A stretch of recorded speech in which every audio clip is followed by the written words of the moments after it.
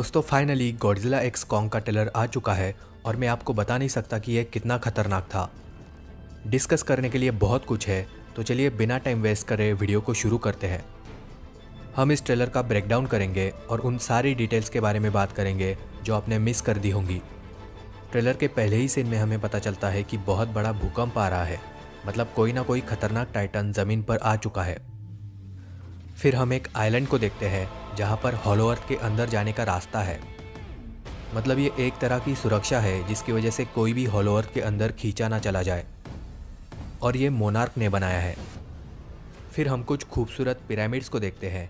उसके बाद भूकंप कम होते हुए नज़र आता है।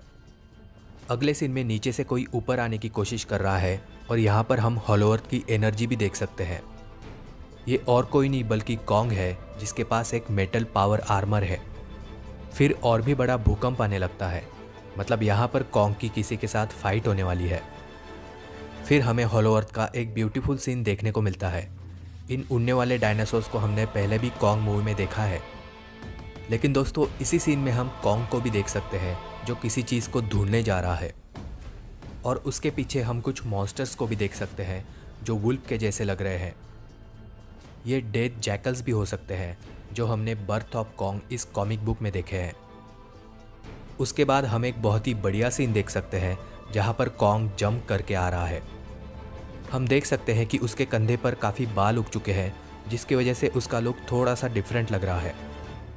अगले ही सीन में कॉन्ग के पीछे जो स्पेसशिप दिख रही है उसकी एनर्जी पिंक कलर की है।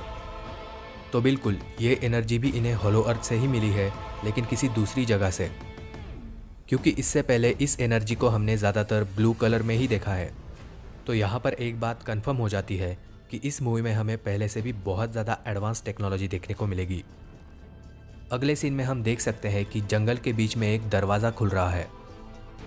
यहाँ पर हम डॉक्टर आइलिन एंड्रयूज़ को देखते हैं, जिसे हमने इससे पहले गॉडजिला वर्सेस कॉन्ग में देखा था, और ये कोई नया कैरेक्टर है। अगले सीन में कॉन्ग को हम एक ऐसी जगह पर देखते हैं जहाँ पर बहुत ज़्यादा मिस्ट यानी कि धुआं है।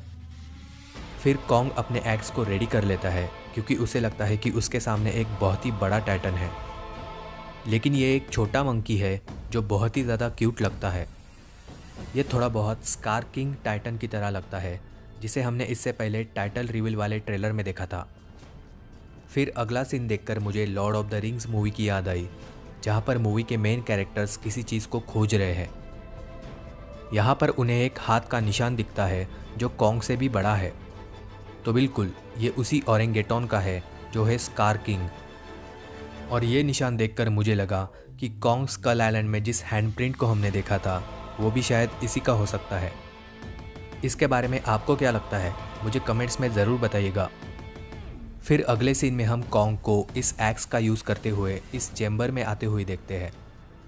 ये एक तरह की क्रिस्टल केव है, यानी कि क्रिस्टल से बनी हुई गुफा।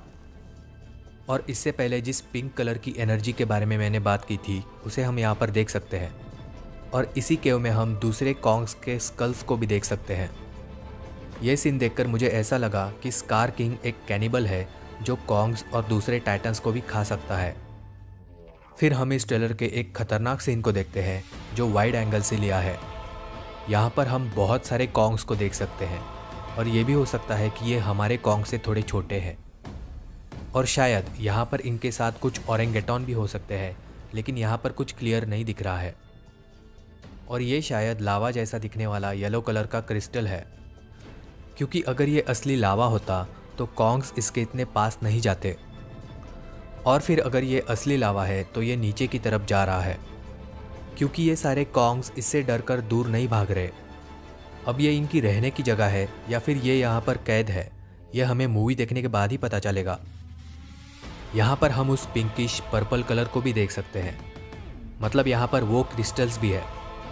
और इसी सीन में हम एक स्केलेटन को भी देख सकते हैं जो इन सारे कॉन्ग्स से भी बहुत बड़ा है। फिर इसके अगले सीन में हम स्कार किंग, जो मूवी का मेन विलन है, उसे देखते हैं। ये यहाँ पर बहुत ही गुस्से में दिख रहा है, तो हो सकता है कि ये इन सारे कॉन्ग्स को मारने आया है। फिर इसके बाद हम एक बहुत ही ब्यूटीफुल सीन को देखते हैं जहाँ पर ये वुल्फ मॉन्स्टर्स कॉन्ग का पीछा कर रहे हैं। और दोस्तों ये भी हो सकता है कि ये सारे स्कार किंग के पालतू जानवर हैं। यानी कि ये उसके एरिया की पहरेदारी करते हैं। क्योंकि यहाँ पर हम देख सकते हैं कि कॉन्ग जंप करके दूसरे एरिया में जा रहा है। यहाँ पर कॉन्ग के हाथ में कोई एक्स भी नहीं है, तो ये वाला एरिया उसे सिर्फ एक्सप्लोर करते हुए ही मिल जाएगा। इसके अगला वाला सीन तो बहुत ही ज़्यादा इंसेन है, क्योंकि इसके बारे में हमने इससे पहले कभी भी नहीं सोचा था। यहाँ पर हम हॉलो अर्थ के सिविलाइजेशन को देख सकते हैं, यानी कि हॉलो अर्थ में इंसान भी रहते हैं और ये काफ़ी हद तक स्कल आइलैंड वाले ई ट्राइब से कनेक्टेड हो सकते हैं। लेकिन ये उनसे भी ज़्यादा एडवांस और समझदार लग रहे हैं और इनके पास हथियार भी है। यहाँ पर हम पिरामिड्स जैसे स्ट्रक्चर्स भी देख सकते हैं और ये ट्रायंगल को काफ़ी मानते हैं और ये किसी तरह से हॉलो अर्थ की पर्पल एनर्जी को यूटिलाइज कर रहे हैं। अगले सीन में हम उसी कैरेक्टर को देखते हैं जिसे हमने गॉडजिला वर्सेस कॉन्ग में देखा था और उसके साथ हमारा न्यू कैरेक्टर भी है। हॉलो अर्थ के लोग उन्हें पकड़ लेते हैं और बंदी बना लेते हैं। अगले सीन में तो हमें और भी ज़्यादा मैडनेस देखने को मिलता है, क्योंकि हमें यहाँ पर बहुत सारे स्टेयर्स दिख रहे हैं। यानी कि यहाँ पर एक बहुत बड़ा पिरामिड है जिसके ऊपर स्टेयर्स है। तो ये लोग यहाँ पर इसलिए रहते होंगे क्योंकि ये उनके लिए सुरक्षित जगह है। यहाँ पर आसपास हम ट्रीज़ को भी देख सकते हैं जहाँ पर ब्लू कलर की एनर्जी है। अगले सीन में हम एक क्रिस्टल को धरती पर गिरते हुए देखते हैं, या फिर ये भी हो सकता है कि यह किसी बड़े टाइटन का पैर है। यहाँ पर हमें एक आवाज़ भी सुनने को मिलती है कि कॉन्ग इसे अकेला नहीं रोक सकता, जिसका मतलब है कि ओरेंगेटॉन यानी कि स्कार किंग धरती के ऊपर आ चुका है। तो ट्रेलर के शुरुआत में हमने कॉन्ग का जो आर्मर वाला हाथ देखा था, जिसका मतलब है कि उसका हाथ टूट गया होगा, मतलब उसके हाथ में फ्रैक्चर हो गया होगा और ये आर्मर उसके सपोर्ट के लिए बनाया गया है। या फिर ये भी हो सकता है कि सिर्फ कॉन्ग की पावर बढ़ाने के लिए उसे ये आर्मर लगाया है। शायद उसने अपना एक्स किसी लड़ाई में खो दिया होगा, इसलिए उसे इस आर्मर को प्रोवाइड किया गया है। फिर अगले सीन में ये कैरेक्टर उस पिरामिड पर चढ़ रही है जिसके स्टेयर्स छोटे होते जा रहे हैं। यानी कि ऊपर एक ऐसा एनर्जी सोर्स है जिसे देखकर ये सरप्राइज हो जाती है। उसके बाद हमें एक आर्कटिक महासागर का खूबसूरत लोकेशन दिखता है। कैमरा जूम होता है और हमें गॉडजिला दिखता है जो हाइबरनेशन में है। ये उसी तरह की क्रिस्टल केव है और यहाँ पर भी हम उस पर्पल एनर्जी को देख सकते हैं। यानी कि दोस्तों इसका मतलब ये है कि गॉडजिला भी इस पर्पल एनर्जी को सोख रहा है। गॉडजिला खुद को और भी ताकतवर बना रहा है ताकि वो हॉलो अर्थ के टाइटन से मुकाबला कर सके। अगले सीन में हम गॉडजिला को हाइबरनेशन से जागते हुए देखते हैं और इस बार वो हमेशा की तरह ब्लू कलर में नहीं बल्कि पिंकिश पर्पल कलर में ग्लो कर रहा है। और ये वाला सीन मुझे अमेजिंग लगा। फिर पहली बार हम इस ट्रेलर में गॉडजिला को रोर करते हुए देखते हैं और यह गॉडजिला का अब तक का सबसे बेस्ट ट्रांसफॉर्मेशन है। उसके बाद हमें स्कार किंग टाइटन के कुछ और सीन्स देखने को मिलते हैं और उसके कंधे पर एक बहुत बड़ा स्पाइनल कॉर्ड भी है जिसका यूज़ वो बेल्ट की तरह करेगा। अगला सीन बहुत ज़्यादा इम्पॉर्टेंट है क्योंकि यहाँ पर हम वही सीन दोबारा देखते हैं। जैसा कि मैंने कहा था, ये इन सारे कॉन्ग्स को मारने जा रहा है और यहाँ पर हमें पता चल जाता है कि ये कॉन्ग्स हमारे कॉन्ग से छोटे हैं। और जब किंग स्कार रोर करता है तब वो गॉडजिला से भी खतरनाक लगता है। यहाँ पर हम उस स्पाइनल कॉर्ड को काफ़ी अच्छी तरीके से देख पा रहे हैं। मेरे ख्याल से इसकी मदद से वो इन सारे कॉन्ग्स को मार देगा। इसका लुक बहुत खतरनाक लग रहा है और ये गंजा भी है। फिर अगले सीन में हम फिर से उसे रोर करते हुए देखते हैं, लेकिन इस बार वो हॉलो अर्थ के ऊपर है। ये सीन समुंदर के पास ब्राज़ील की बीच पर है और यहाँ पर हम रोड को भी देख सकते हैं। फिर हम गॉडजिला को पर्पल एटॉमिक पावर यूज़ करते हुए देखते हैं और ये सीन भी बहुत बढ़िया है। फिर कॉन्ग रोर करता है और गॉडजिला की न्यू एटॉमिक ब्रेथ कमाल की है। तो यहाँ पर ये वाली फाइट हमें हॉलो अर्थ के ऊपर ही देखने को मिलेगी, क्योंकि यहाँ पर हम नीले आसमान को भी देख सकते हैं। लेकिन जो आखिरी सीन है वो इससे काफ़ी अलग है। गॉडजिला नीचे से ऊपर आ रहा है और कॉन्ग ऊपर से नीचे कूद रहा है और ये दोनों भागते हुए किसी से लड़ने जा रहे हैं। लेकिन मुझे नहीं लगता कि इस सीन में ये स्कार किंग से लड़ने जा रहे हैं, क्योंकि स्कार किंग को हमने ऐसी जगह पर कभी भी नहीं देखा है। ये हॉलो अर्थ का सीन है और यहाँ पर हम ग्रीन कलर के क्रिस्टल्स को पहली बार देख रहे हैं। कॉन्ग के हाथ में अभी भी वो आर्मर है और यहाँ पर पीछे हम पिरामिड्स जैसे स्ट्रक्चर्स को भी देख सकते हैं।